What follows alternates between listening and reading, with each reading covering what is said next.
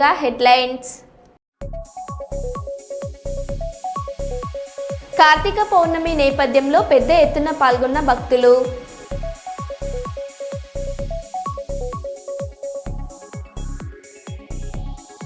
కోడూరు మండలం లింగారెడ్డిపాలెం బాలిక అద్భుతమైన ప్రసంగం.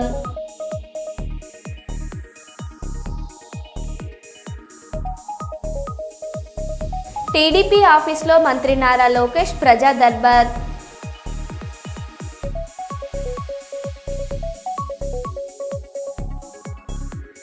కృష్ణా జిల్లా రామరాజుపాలెం పంట పొలాలను సందర్శించిన వైఎస్ జగన్.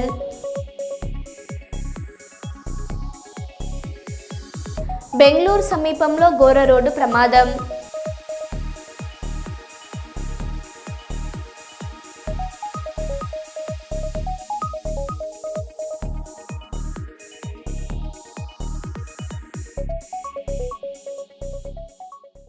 ఇక వివరాల్లోకి వెళ్తే, సీఎం రేవంత్ రెడ్డి కేంద్ర మంత్రి కిషన్ రెడ్డికి సవాల్ విసిరారు. కాళేశ్వరం ప్రాజెక్టు అవినీతి కేసును సీబీఐకి 48 గంటల్లో కేసీఆర్, కేటీఆర్లను అరెస్ట్ చేయిస్తానని స్పష్టం చేశారు. బీఆర్ఎస్, బీజేపీల మధ్య ఎలాంటి గుట్టుచప్పుడు కాని బంధం లేదని నిరూపించుకోవాలంటే ఈ నెల 11లోగా కాళేశ్వరం కేసులో సీబీఐ ఎఫ్ఐఆర్ నమోదు చేయాలని డిమాండ్ చేశారు. కేసీఆర్తో పాటు హరీష్ రావు, కేటీఆర్లను కూడా విచారణకు తీసుకోవాలని ఆయన అన్నారు. కమిషన్ వేసి నివేదిక తెప్పించి కేసీఆర్, హరీష్ రావు దోషులు, వాళ్ళ మీద చర్యలు తీసుకోవాలని ఇస్తే ఆ విషయాన్ని అసెంబ్లీలో చర్చించి సిబిఐకి పంపించినాం. సెప్టెంబర్ 1 నాడు కేంద్ర ప్రభుత్వానికి కేసీఆర్, హరీష్ మీద సిబిఐ కేసులు కట్టి అరెస్టు చేయమని మేము పంపించినాం. కిషన్ రెడ్డి గారు అంతకుముందు అన్నారు, మాకివ్వండి సిబిఐకి 48 గంటల్లో తండ్రి కొడుకులను చెర్లపల్లి, చెంచల్గూడ జైలుకు పంపిస్తామని. నేను ఈనాడు సూటిగా సవాలు విసురుతున్నా కిషన్ రెడ్డి గారికి, మీరు చెప్పింది నిజమైతే, మీరు కేసీఆర్కు లొంగిపోకపోతే, మీరు వాళ్ళు ఒక్కటి కాకపోతే, బీఆర్ఎస్, బీజేపీ ఫెవికల్ బంధనం ఒక్కటి కాకపోతే ఎప్పుడు అరెస్టు చేస్తారో 11 తారీఖు లోపల సిబిఐ ఎఫ్ఐఆర్ చెయ్యాలి, కేసీఆర్, హరీష్ను అరెస్టు చెయ్యాలి. లండన్లో జరిగిన కార్యక్రమంలో Nara Bhuvaneswari IOD distinguished award, golden peacock అవార్డులను అందుకోవడం పట్ల ఆంధ్రప్రదేశ్ ముఖ్యమంత్రి నారా చంద్రబాబు నాయుడు ఆనందం వ్యక్తం చేశారు. తన భార్య విజయంపై గర్వంగా ఉందని పేర్కొన్నారు. విలువలు, నాయకత్వం, తెలుగు సంస్కృతిని ప్రపంచానికి పరిచయం చేసిన ఆమె తిరుతెన్నెలు స్ఫూర్తిదాయకమని అన్నారు. ఇదే సందర్భంగా మంత్రి నారా లోకేష్ కూడా సోషల్ మీడియా ద్వారా స్పందిస్తూ భువనేశ్వరి అంతర్జాతీయ గుర్తింపుతో గర్వంగా ఉందని తెలిపారు.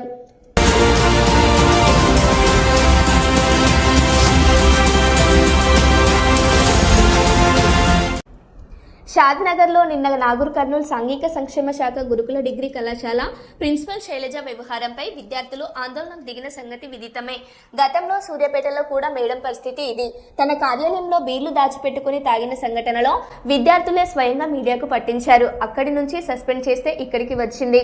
ఇక్కడ కూడా పిల్లలను వేధింపులకు గురి చేస్తుంటే అధికారులు ఏం చేస్తున్నారు అర్థం కావడం లేదు. ఇలాంటి వివాదాస్పద ప్రిన్సిపల్ను విద్యార్థుల మీదకు వదిలి మళ్లీ అదే తప్పు చేయిస్తున్న ఉన్నతాధికారులను ఏమనాలో వారికి తెలియాలి. ఇలాంటి వెనుకబడ్డ ప్రాంతాల్లో వీరిని నియమిస్తే పిల్లల భవిష్యత్ కూడా ఏం కావాలో ఉన్నతాధికారులకే తెలియాలి. ఆల్కహాల్ చేయడానికి ఆమెకు సెల్ఫ్ కంట్రోల్ అనేది ఉండదు సార్. మేము అందరం మేజర్స్, అసలు మమ్మల్ని ఎట్లా కొడతారు? సొసైటీలో అసలు కొట్టే రూలే లేదు. అసలు 5th క్లాస్ నుంచే కొట్టారు. మేము డిగ్రీ స్టూడెంట్ సార్, ఆల్రెడీ మాకు ఆ స్టేజ్ అయిపోయింది. మేము అందరం మేజర్స్, అందరికి ఓటాకు ఉంది. ఆమె అట్లా ఎట్లా కొడతారు సార్? ఇంకోటి మళ్ళీ మా పేరెంట్స్ కూడా రెస్పెక్ట్ అనేది అసలు ఇయ్యదు.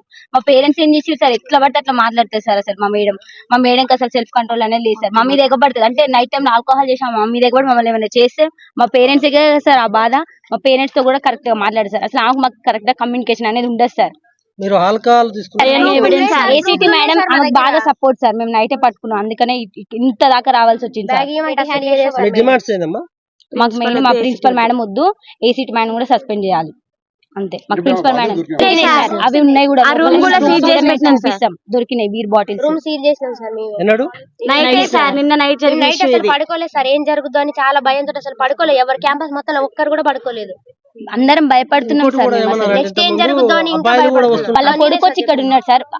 అంటే వాళ్ళ కొడుకు వచ్చినప్పుడల్లా మేము చాలా అన్కంఫర్ట్ గా ఫీల్ అయినాం సార్. మేము అందరం ఆడపిల్లలేం సార్, షార్ట్స్ వేసుకుంటాం, ఇంకెట్లనే ఉంటాం సార్. మేము కాలేజ్ లో ఉంటున్నాం, హాస్టల్ అంటే కాలేజ్ టైం అయిపోయిన తర్వాత హాస్టల్ మేము అందరం డ్రెస్ చేంజ్ చేసుకుంటాం. కానీ మేము చాలా అన్కంఫర్ట్ గా ఫీల్ అయినాం సార్. వాళ్ళ కొడుకు వచ్చి 5 days 6 days 1 week వరకు ఉన్నారు సార్. అట్లా ఎట్లుంటారు సార్? అసలు అది రూల్ ప్రకారం ఉండొచ్చా సార్? తను బయట కూర్చుంటే మమ్మల్ని బయటికి రావద్దనే సార్. 3 years 4 years అయితే ఓకే సార్, కానీ మా ఏజ్ పర్సన్ అట్లా ఎట్లుంటారు సార్ హాస్టల్? అమ్మాయిలు అసలు ఇది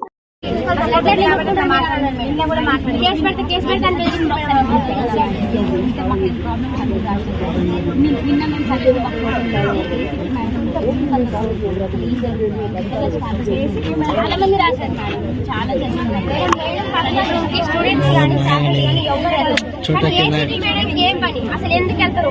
మేడం పర్మిషన్ లేకుండా అయినా కూడా అసలు అట్లా రూమ్ ఓపెన్ చేస్తారు.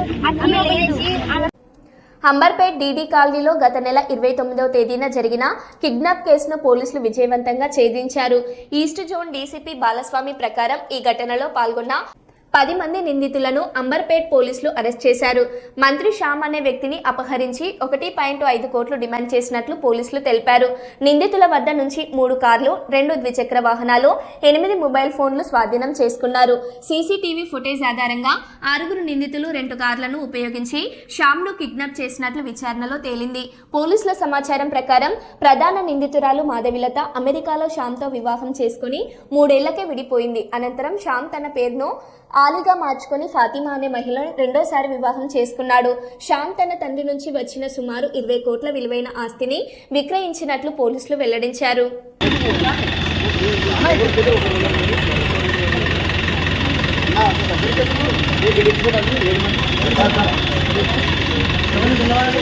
నువ్వు కాదా?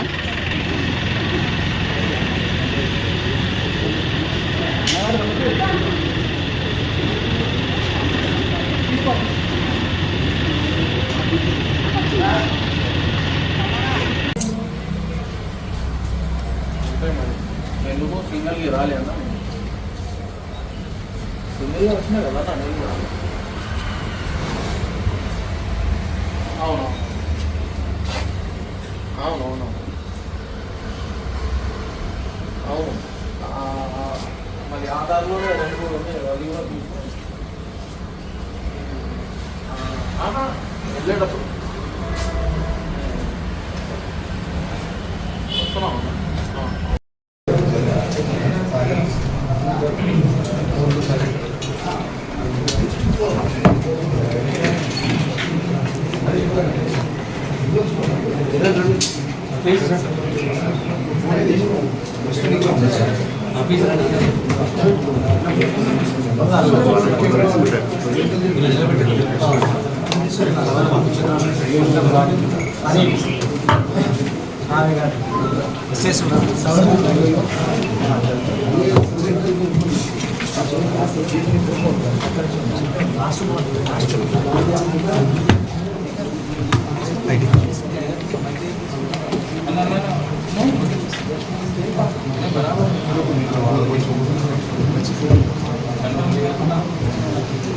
అక్కడ నుంచి 2 vehicles లో రిమైనింగ్ ప్లేసెస్ లో నెక్స్ట్ డే అంటే మనకు 29th ఈవినింగ్ జరిగినప్పుడు 30 రోజు మొత్తం కూడా మనోహరాబాద్, మెదక్ ఏరియా, మనోహరాబాద్, తర్వాత తూప్రాను, గజ్వేలు ఆ ఏరియాలో తిరుగుకుంటూ ఉన్నారు. తర్వాత విక్టిమ్ని వీళ్ళు బెదిరించి ఒక 30 లక్షలు కావాలని అడగడం ద్వారా అతను తన ఫ్రెండ్ రఘునాథ్ రెడ్డి అనే అతనికి నెక్స్ట్ డే మార్నింగ్ 8:30కి అట్లా కాల్ చేయడం జరిగింది.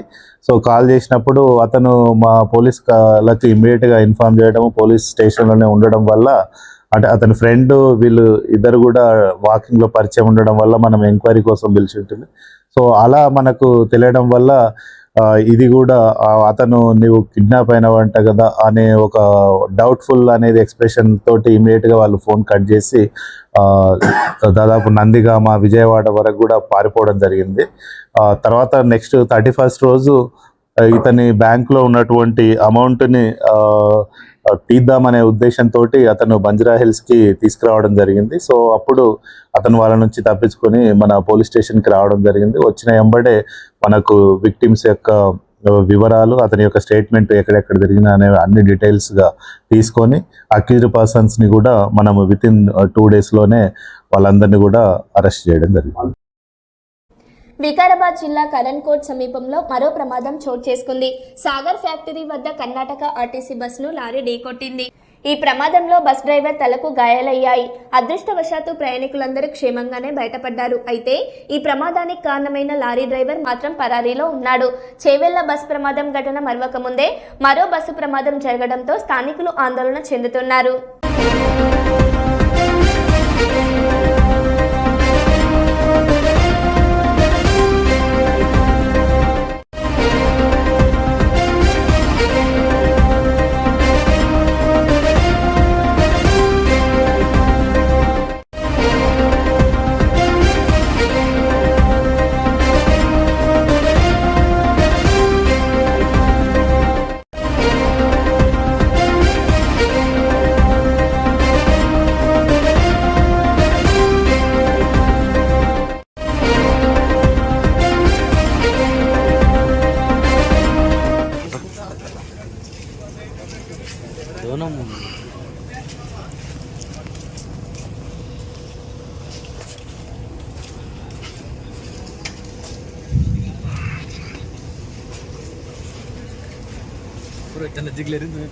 पेपर लो सर डाल दो पेपर में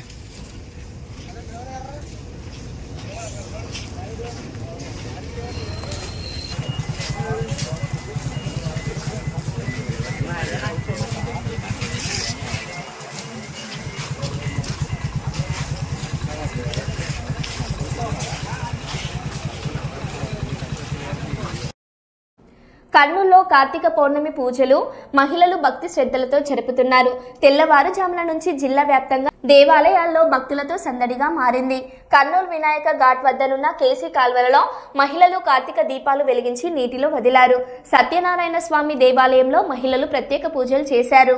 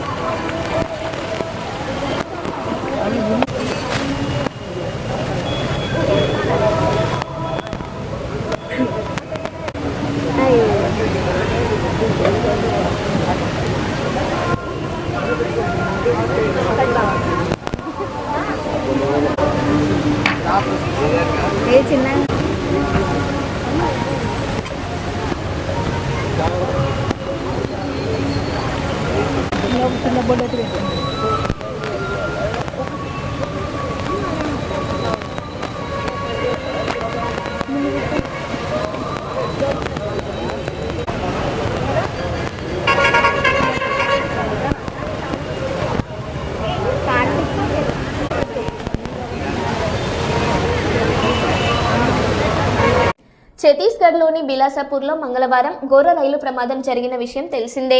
గూడ్స్ రైలును ప్యాసింజర్ రైలు ఢీకొట్టింది. ఈ దుర్ఘటనలో మృతుల సంఖ్య 10కి చేరినట్లు తెలుస్తుంది. అయితే ఈ ప్రమాదంలో గాయపడిన వారిని తోటి ప్రయాణికులు చేతులపై మోసుకుని వెళ్తున్నారు. గాయపడిన వారు బాధతో ఆర్తనాదాలు చేస్తున్నారు. ఈ దృశ్యాలు కంటతడి పెట్టిస్తున్నాయి. ప్రమాద ఘటనకు సంబంధించిన వీడియోలు నెట్టింటా వైరల్ అవుతున్నాయి.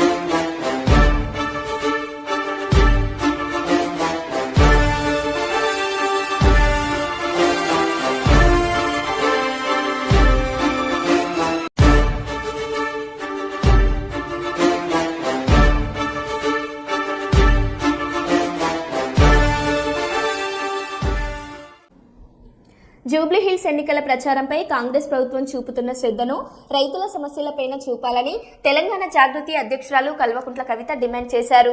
ఆదిలాబాద్లో మంగళవారం నిర్వహించిన జాగృతి జనంబాట కార్యక్రమంలో కవిత మాట్లాడుతూ రైతులు తీవ్రంగా నష్టపోతున్నారని ఆవేదన వ్యక్తం చేశారు. జూబ్లీహిల్స్లో రైతులు లేరనే కారణంతో వారిని పట్టించుకోవడం లేదని ఆమె తీవ్రంగా విమర్శించారు. మొంతా తుఫాన్ ప్రభావం ముందుగానే తెలిసిన ప్రభుత్వం ఎలాంటి ముందస్తు చర్యలు తీసుకోకపోవడం వల్లే రైతులు నష్టపోయారని పేర్కొన్నారు.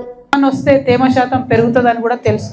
కానీ ఇక్కడ ఉన్నటువంటి బీజేపీ ఎమ్మెల్యే గారు కావచ్చు, ఇక్కడ ఉన్నటువంటి బీజేపీ ఎంపీ గారు కావచ్చు, మరి ఇక్కడ ఉన్నటువంటి ఏ నాయకులైనా కాంగ్రెస్ కానీ బీఆర్ఎస్ కానీ ఎవ్వరు కూడా కనీసం ముందస్తు జాగ్రత్త అన్న తీసుకోలేదు. జిల్లా కలెక్టర్ గారు ఖచ్చితంగా ఒక అడుగు ముందు ఉండాలి. మా జిల్లాలో ఈ ఇబ్బంది అవుతుంది అనేటటువంటి యాంటిసిపేషన్తోని ప్రభుత్వం మీద ఒత్తిడి పెంచాలి. కానీ అటువంటి పరిస్థితి ఇక్కడ నిన్న కనబడలేదు. ప్రభుత్వం 1 వీక్లో మొత్తం పోయిన వారం అంతా కూడా జూబ్లీహిల్స్ ప్రచారం మీద ఉన్న శ్రద్ధ పత్తి రైతుల జీవితాల మీద లేకపోవడం అన్నది దారుణం. కాంగ్రెస్ పార్టీ వరంగల్కు రాహుల్ గాంధీ గారిని తీసుకొని వచ్చి రైతు డిక్లరేషన్ అని చేసి రైతులకు ఏదో చేస్తామని చెప్పి మాయమాటలు చెప్పి ఓట్లు వేయించుకొని వాళ్ళ అధికారంలోకి వచ్చిండ్రు. కానీ ఏ ఒక్క రైతు కానీ, అది వరి పండించే రైతు ఇవాళ సంతోషంగా లేడు, మక్క పండించే రైతు ఇవాళ సంతోషంగా లేడు, పత్తి పండించే రైతు సంతోషంగా లేడు, సోయా పండించే రైతు సంతోషంగా లేడు. ఇది కరెక్ట్ కాదు. రైతును విస్మరించినటువంటి రాజ్యం ఎన్నటికి కూడా బాగుండదు. ఒక పక్క మీరు వాళ్ళకు బోనస్ ఇస్తలేరు, ఇంకొక పక్క టైంకి రైతు భరోసా మీరు ఇస్తామన్నంత అమౌంట్ ఇస్తలేరు, ఇంకొక పక్క యూరియా ఇయ్యలేకపోతున్నారు, ఇంకొక పక్క కరెంటు పోతున్నది. మరి ఇక రైతు వ్యవసాయం ఎట్లా చేసుకోవాలి? పోనీ చేసుకొని ఏదో ఒకటి చేసి కష్టపడి మార్కెట్కి తీసుకొస్తే దారుణమైనటువంటి పరిస్థితి ఉంది.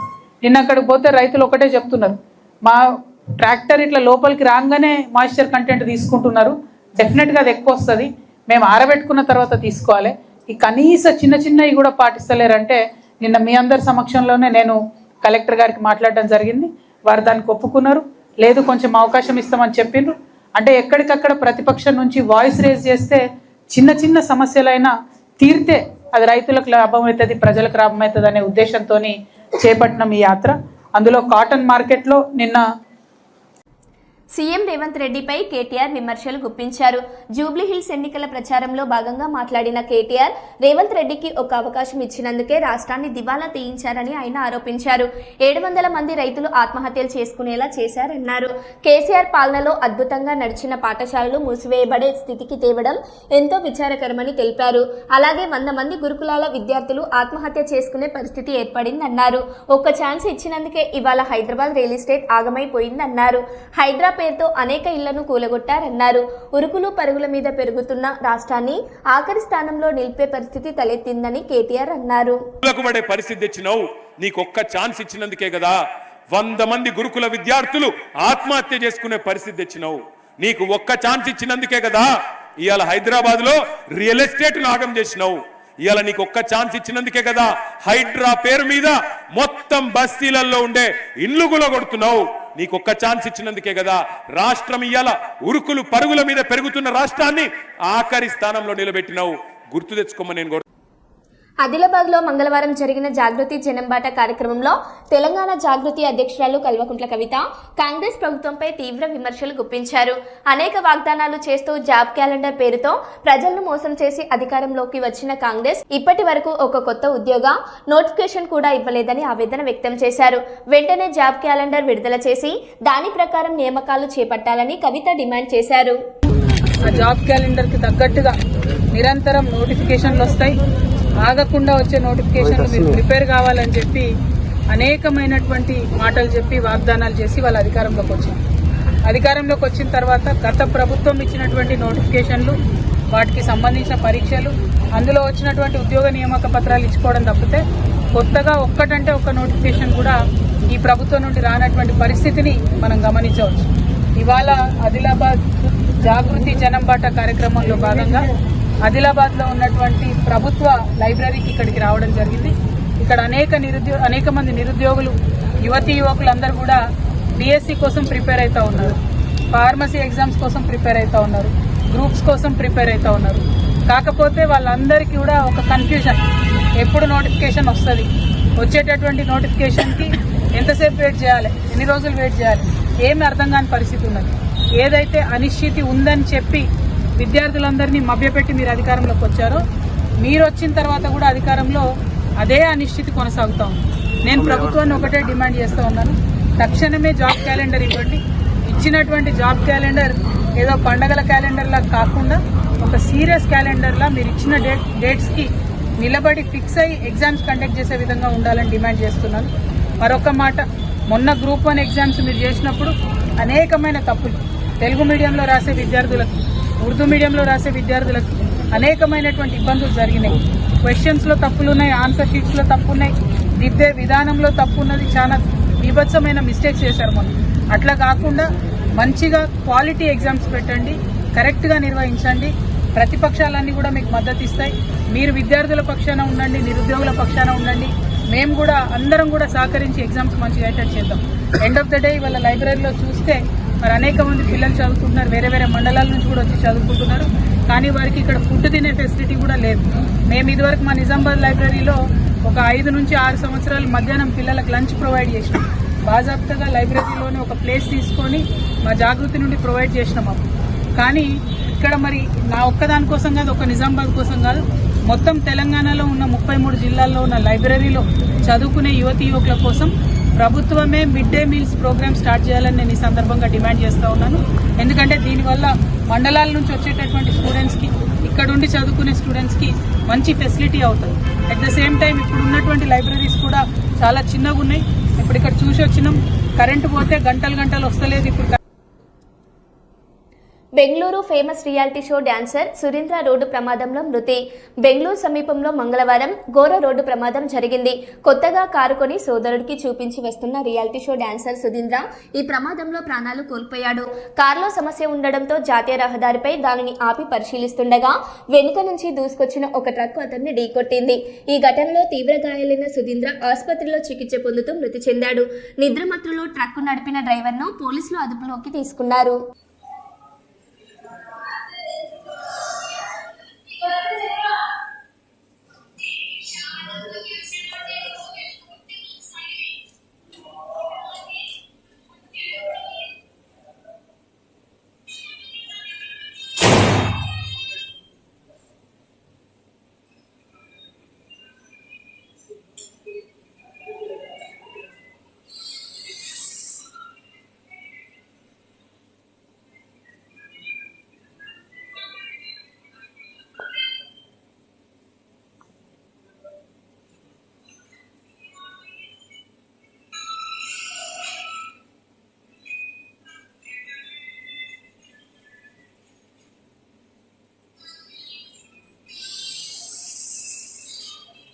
మరో బులెటిన్లో మళ్ళీ కలుద్దాం. Stay tune.